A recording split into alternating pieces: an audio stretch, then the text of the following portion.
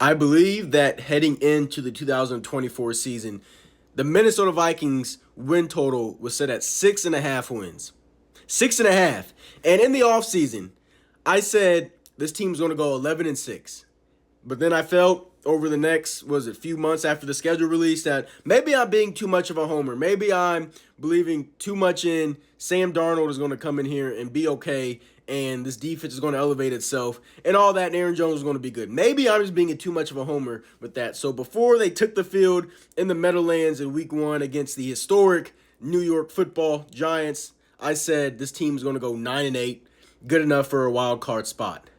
But then, you know, this team came out and started 5-0. Beat the Giants, beat a San Francisco team that was pretty much healthy without Christian McCaffrey. Then they go and beat a good Houston Texans teams, beat the mess out of them. Still one of the most dominant Vikings games that I've seen in my lifetime. Then they go into Lambeau and win, and then beat Aaron Rodgers across the pond in London. And so I'm like, man, dang, this team is good. But the last few weeks have been rough. After the bye week, you come out, you lose to Detroit.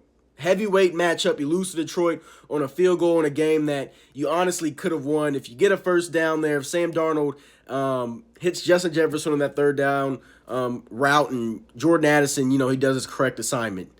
Then on Thursday night, you go to Los Angeles. They get their two wide receivers back. Some tic-tac calls in there. But you lose to the Los Angeles Rams on Thursday night. And you fall to 5-2 in the season, and you lose your second best offensive player in Christian Darrisaw. And now it feels a little bit kind of doom and gloom right now because Vikings fans, I know we've seen this before.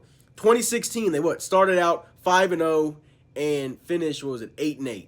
Now that season, that's a totally different Vikings team. That team did not have an offensive line, and at some point, I didn't see it at the time. I was a freshman in high school. That team was going to unravel a bit. 2003, I believe, I was about 1 or 2 years old then.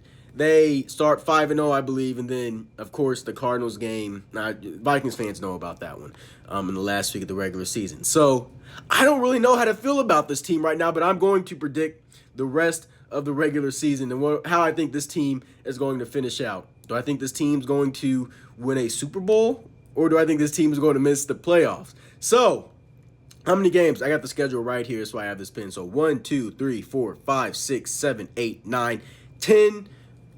That's right. 10 regular season games left. 10 regular season games left. What do I think the Vikings are going to do to finish out the season? So this week, Indianapolis. 5-2 team. I think the Vikings are still a good team, but I don't know. This Indianapolis Colts team just made a change at the quarterback position, putting Joe Flacco in there, who took the Browns to the playoffs last year, and I didn't realize how good the Colts offensive line is going to be. And it just seems like the Vikings playing on prime time, catching this team, making a quarterback change, a good offensive line. I think the Colts are going to go into Minneapolis and win. That's just my opinion of it right now. I think part of it's coming from the gloom and doom of the past few weeks, but I think the Colts are going to win this game 5-3. But you have Jacksonville and Tennessee the next 2 weeks. Those games, the Vikings should be favorites, even though they're on the road, and both of them, I think that they will win. I think the Vikings, even though the Jaguars did play the Packers tough last week, I think the Vikings are going to go in and come out with a victory. And just Jacksonville, Tennessee, they actually fought hard against Detroit to start the game, but then just unraveled. So, and Tennessee's a team that's kind of it's not their year. So there we go. So that puts us at 7-3. At Chicago, I said it when I made my original schedule predictions, I believe. Playing at Soldier Field, just I don't know. Freaky things happen when the Vikings go and play in Soldier Field. That's a good defense. They should have run on Sunday, and the Vikings should be last place in the NFC North right now, even though they're still one of the best teams in football. But I think that's a loss at Soldier Field. That's always been a tricky game for the Vikings. Now, Arizona, I think it's a bounce back win. Kirk Cousins comes to Atlanta, and dang, I'm trying to think here. You know what? I think it's going to be so annoying losing to them. I think that's going to be lost, but that's going to be an annoying loss. That's going to sting, kind of like the Detroit and LA game. Kirk comes in, lights us up, and says you like that or something in the locker room. There you go. You drop that one. Oh, well. Chicago on primetime, I think that's a Monday night game. That's a win. Last year's game, that was on Monday night, I believe. That game was frustrating because Josh Dobbs couldn't complete a pass to save his life. So I think that's a win there. Much better team. I think that's the whiteout game the Vikings are having. So win there at Seattle. Now, Seattle did kind of look good at the beginning of the year. I mean, they've kind of been up and down. Just lost to Buffalo at home. So I have that as a win. Green Bay coming here. Now, I've thought about this one. I thought about this one in the past few times the Vikings have played the Packers. Now, of course, they won in Lambeau. Last year, you won in Lambeau, but that game at US Bank Stadium, you were playing Jaron Hall. The Packers played Jaron Hall and act like they did something. They act like they did something in that game. But, again, this Vikings team, as of now, is healthier, better, and has a better player at the quarterback position. So I think that game's going to be tight, but give me the Vikings in that one. Now I know that's probably going to come back to bite me, but give me the Vikings in that game.